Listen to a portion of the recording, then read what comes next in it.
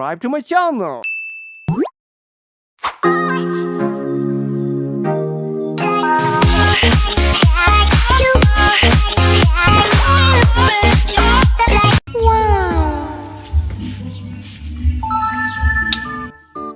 Aminado itong si Kadyo na minadali ng kanyang mga magulang ang paghulma sa kanya. Well, hindi naman ito naging rason para hindi siya makalapa. Kung ang langgam nga ay nakakapagparami, siya pa kaya.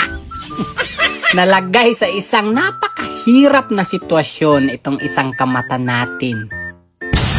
Sa huli ay pinahalagahan pa rin ito ang kanyang nag-iisang buhay.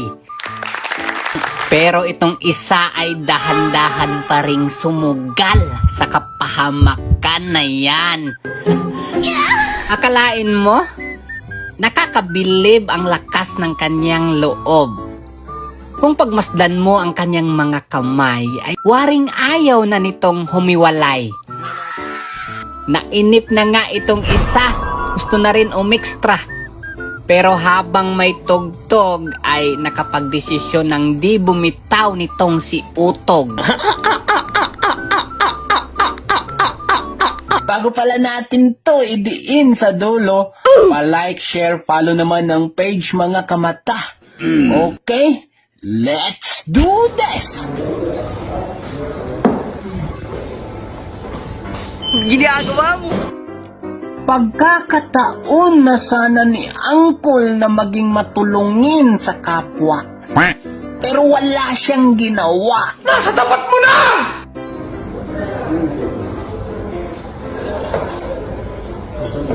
Wow naman! Wow! Wow! Natulala at napakulang ito sa pagmamasid ng bilog na bumper na yan. Nagmistulang estatwa ang kanahan. Wala na, tapos ka na. Hindi na-apply ang mga natutunan. Pastilan, so weird. Oh my God! Wow!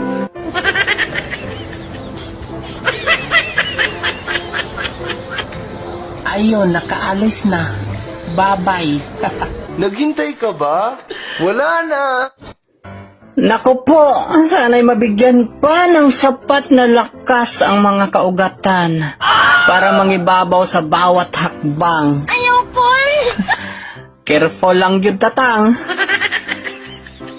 Habang nagkakaedad, ay kumukulo pa yata lalo ang mga likido nitong si Uncle, oh. Pastilan. Hintayin na natin po itong kumulo. Ang binulbol.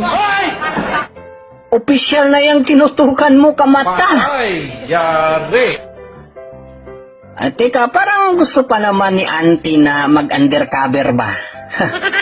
Nauna pa ang sabik nitong si Loco kaysa tumingin sa kanyang nilalakaran, oh. Ginagawa mo.